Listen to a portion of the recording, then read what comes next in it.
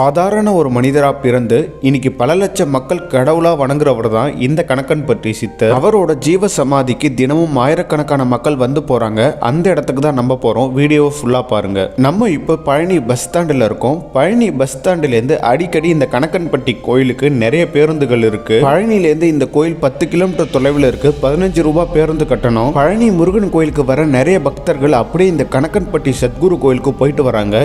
இடைப்பட்ட காலகட்டத்தில் நிறைய பிரபலம் அடைஞ்ச கோயில் தான் இந்த கணக்கன்பட்டி. இந்த வீடியோவில் நீங்க கணக்கன்பட்டி சத்குரு கோயிலை பத்தியும் அவரோட சிறு வரலாறை பற்றி நீங்க பாப்பீங்க. நம்ம இப்ப கோயிலோட பார்க்கிங் பகுதிக்கு வந்துட்டோம். மிகப்பெரிய பார்க்கிங், மிகப்பெரிய இடத்துல இந்த கோயில் அமைஞ்சிருக்கு. விசேஷ நாட்கள்ல இந்த கோயிலுக்கு லட்சக்கணக்கான மக்கள் வருவாங்களாம். அவ்வளவு பிரபலமா இப்போ இந்த கோயில் போயிட்டு இருக்கு. காளிமுத்து பழனிசாமிங்கிறவர் தான் இன்னைக்கு எல்லாரும் கணக்கன்பட்டி சித்தர்னு அழைச்சிட்டு வராங்க.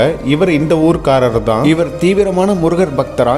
எந்நேரமும் பச்சை நிற உடைகளிலே காணப்படுவாராம். கையில ஒரு அழுக்கு மூட்டையும் வச்சிருப்பாராம். ஆரம்ப காலத்துல இவர் அழுக்கு மூட்டையோட திரியறப்ப நிறைய பேர் இவரை மனநலம் பாதிக்கப்பட்டவர்னும், சில பேர் இவரை அழுக்கு மூட்டை சாமியார்னு சொல்லுவாங்களாம். அவர் கோயில் இருக்கிற இடத்துல ஒரு விரிய மரம் இருக்கு. இந்த இடத்துல தான் இவர் அடிக்கடி இருப்பாராம். இந்த விரிய மரத்தோட இலைகளையோ இல்ல குச்சிகளையோ சேதப்படுத்தினா அவர் ரொம்ப கடுமையா திட்டுவாராம். அவர் பயன்படுத்திய டிவிஎஸ் 50 அங்க ஒண்ணு நிக்குது. அதற்கப்புறம் அவர் வாழ்ந்த வீடுன்னு ஒண்ணு சொல்றாங்க. இந்த இடத்துல அவர் பயன்படுத்திய பொருட்களை எல்லாத்தையும் நம்ம பார்க்க முடியும். இவரை கணக்கன்பட்டியிலேருந்து பழனி மலை கோயில் வரையும் தினமும் நடந்து போயிட்டு வருவாராம். அப்படி போகும்போது நிறைய பேர் வந்து இவர்கிட்ட ஆசி வாங்கும் போது சில வார்த்தைகள் சொல்லுவாராம். அப்பெல்லாம் அது நடந்திருக்குன்னு சொல்றாங்க. இவர் எப்பவும் அமைதியை தான் விரும்புவாராம். இவர் புகழ் பெற ஆரம்பிச்ச காலத்துல நிறைய பக்தர்கள் இவர்கிட்ட ஆசி வாங்க வரும்போது இவர் அவர்களை கடுமையா தாக்கி இருக்காராம், திட்டியும் இருக்காராம். நம்ம இப்போ பாக்குற இந்த வேப்ப மரத்து அடியில இருந்து தான் இவர் நிறைய வாட்டி ஆசி வழங்குவாராம். அவர் இந்த வேப்ப மரத்து அடியில உட்கார்ந்துருக்க ஒரு போட்டோவும் மற்றும் அவர் பயன்படுத்திய சில பொருட்கள் அங்க வச்சிருக்காங்க. நிறைய பக்தர்கள் இந்த வேப்ப மரத்தை சுத்தி வர்றதையும் நம்மளால பார்க்க முடியுது.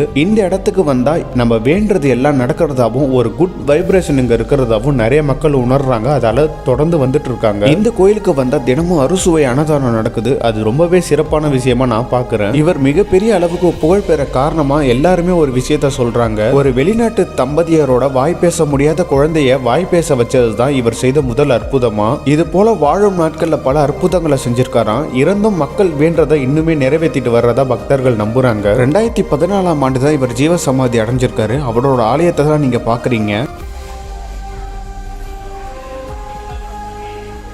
நீங்க இவரோட ஜீவ சமாதிக்கு வந்திருந்தா கண்டிப்பா ஒரு கமெண்ட் பண்ணிட்டு போங்க. இந்த கோயில எனக்கு ரொம்ப பிடிச்ச விஷயமே அன்னதானம் தாங்க. தினமும் இந்த கோயிலுக்கு ஆயிரக்கணக்கான மக்கள் வராங்க. அவங்க எல்லாருக்குமே ருசியான அன்னதானம் போடுறாங்க. நானும் இங்க சாப்பிட்டேன். ரொம்பவே நல்லா இருந்தது. நம்ம சாப்பிட்ட பிறகு தட்டை கழுவி அழகா வச்சிடணும். நான் அப்படியே இந்த கோயில எல்லா இடத்தையும் சுத்தி பார்த்துட்டு இருந்தேன். இப்போதான் இந்த கோயில கோசாலை உருவாக்கிட்டு இருக்காங்க போல. அந்த கோசாலையில காங்கேய மாடுகளையும் நம்மளால பார்க்க முடிஞ்சது. அதற்கப்புறம் இந்த கோயில் பக்கத்திலேயே ஹாஸ்பிட்டலும் இருக்கு போல இவர் பேர்ல. இந்த இடத்துல அன்னதானம் நடக்கிறதுக்காண்டி மிகப்பெரிய குடோன்கள்ல பொருட்கள், காய்கறிகள் எல்லாமே வந்திருக்கு. இந்த இடத்துல நிறைய பேர் வேலை பார்த்துட்டு இருக்காங்க. நம்ம வடலூர் வள்ளலார் கோயில எப்படி அணைய அடுப்பு இருக்கோ அதே போல இங்கேயும் உருவாக்கி அன்னதானம் நடைபெற்று வருது. அவரோட ஜீவ சமாதி இருக்கிற இடத்துல அவரோட சிலையும் அவர் பயன்படுத்திய கார் கூட அங்க நிக்குது. அதெல்லாம் நீங்க போனா பார்க்கலாம் கண்டிப்பா. இந்த வீடியோவில் என்னால முடிஞ்ச அளவுக்கு இவரை பத்தியும் இந்த கோயிலை பத்தியும் நான் சொல்லியிருக்கேன். அருள்மிகு திரு கணக்கன்பட்டி சித்தர் அவர்களால நிறைய பக்தர்கள் பயனடைஞ்சிருக்காங்க. அதை நம்ம நம்பிதான் ஆகணும். ஏன்னா அது உண்மையும் கூட. இந்த கணக்கன்பட்டி சித்தரை யாருக்கெல்லாம் பிடிக்குன்னு ஒரு கமெண்ட் பண்ணிட்டு போங்க.